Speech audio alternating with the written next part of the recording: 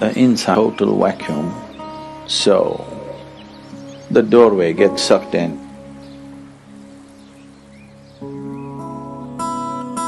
Another way of opening the third eye is you contain everything inside. The first way of doing is the best way of doing.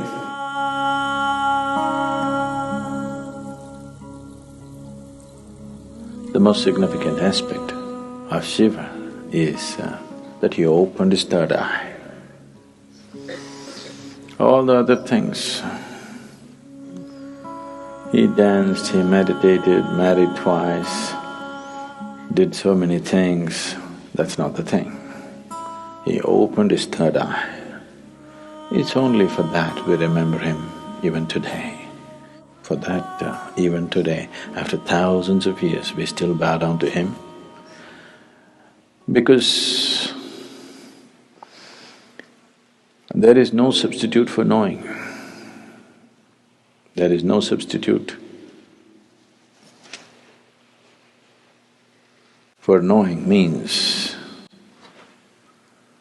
And there is no way to know unless your perception goes beyond your present levels of perception.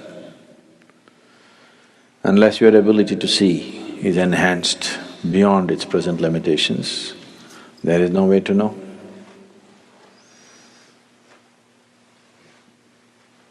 To know is to be free. So, Shiva is significant for us not because he's wrecked in Himalayas, not because he played with snakes, not because of this or that, because he opened his third eye. He perceived what most human beings fail to perceive. What is unseen for a large segment of humanity became a normal part of his vision. That's what third eye means. So people say, when Shiva opened his third eye, it was a fiery process, fire came out of it. Why they're saying fire is because within himself, he burnt everything that he thought mattered to him. He became like a fire chamber, like a kiln, that within himself he burnt everything that can be burnt, and then from every pore of his body, instead of sweat and blood coming, ash came out. Why? Shiva is always depicted as ash smeared. He didn't go about smearing ash. Ash came out of his pores. This is to indicate that he has burnt it all. He has burnt every shred of ignorance, everything that one believes as true, he burnt. Because he burned everything and everything became ash, then this opening of the third eye could not be denied to him. When it opened, people saw fire because the inner chamber was burning. There are two ways of opening the eye. One way is the inside has become total vacuum, so the doorway gets sucked in and naturally has to open. The doorway becomes limp and falls inward because there is nothing. He simply burnt not only his thought, not only his emotion, not just his relationships and possessions, he's just burnt his very being. The individual being is completely burnt out and there's a total vacuum, so the door fell inward. and it's open. So people saw fire because it was burning still.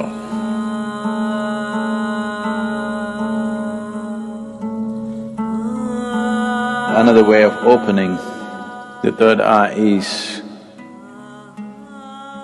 you contain everything inside. Everything is contained.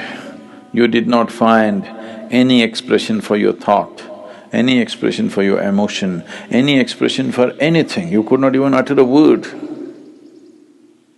See, if you remain silent for 4 days, on the 5th day, you feel like singing suddenly.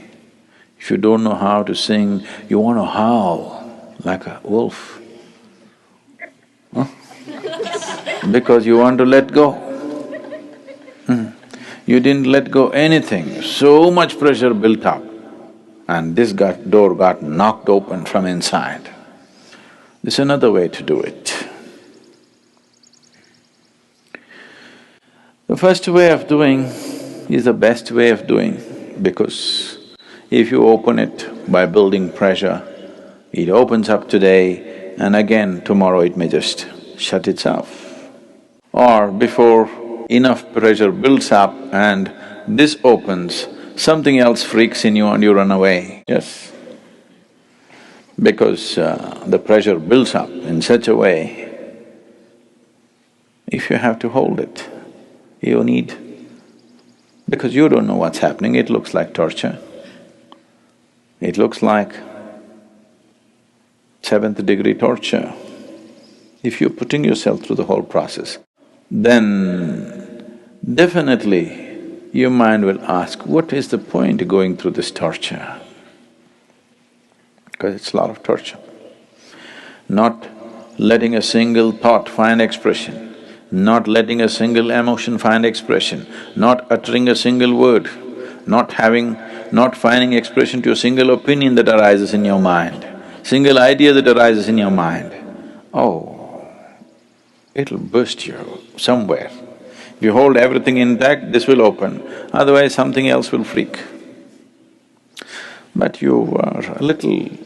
you're diplomatic. You believe in the middle path.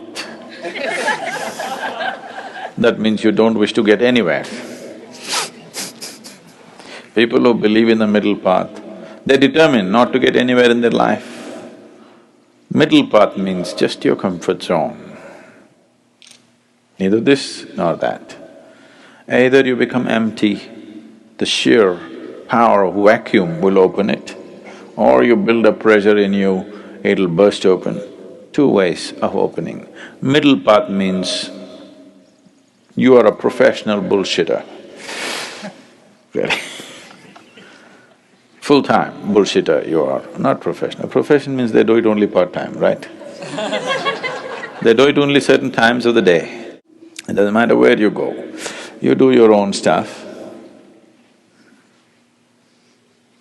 Middle path. Middle path is a way of not getting anywhere, and after some time thinking, this doesn't go anywhere. Right now you're walking on the street, suddenly you found a big rock, there are only two ways to go, either this way or this way. This way a tiger is growling, this way there's fire burning. You think the best thing is middle path, that is to go into the rock.